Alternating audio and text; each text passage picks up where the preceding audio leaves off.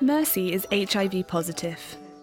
Today she's getting a blood test to find out how much of the HIV virus is in her blood.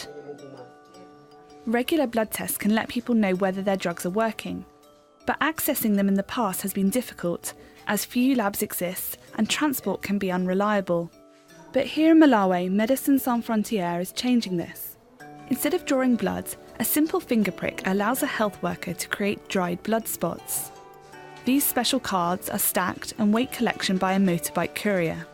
The dried blood samples don't need to be kept cool, which means they can be stored for days without breaking down.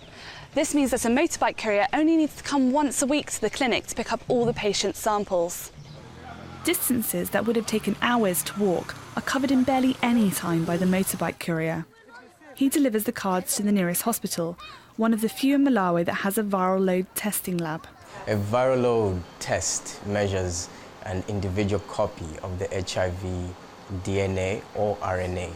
So in our case, if we're using dry blood spots, then we're measuring the DNA of the virus. So a viral load test will measure the individual copy of that. So if it's 1,000 copies per milliliter, it means that you have 1,000 copies of those viral DNA per milliliter. By testing batches of the cards, the lab can reduce costs and assess patient samples more quickly. We have a lot of samples here in Acholo district, especially taking into consideration the number of people who want to access the service. So we try to do what is known as a pooling system, where we'll take 5 samples and test them as one sample. The motorbike courier picks up the results and takes them back to the clinics. This process means that most patients are able to get their results from their local clinic within a month. This time, Charity's viral load is low, meaning she can stay on the same treatment. However, if it was high, she could have become resistant to the drugs or may not have been taking them properly. Viral load.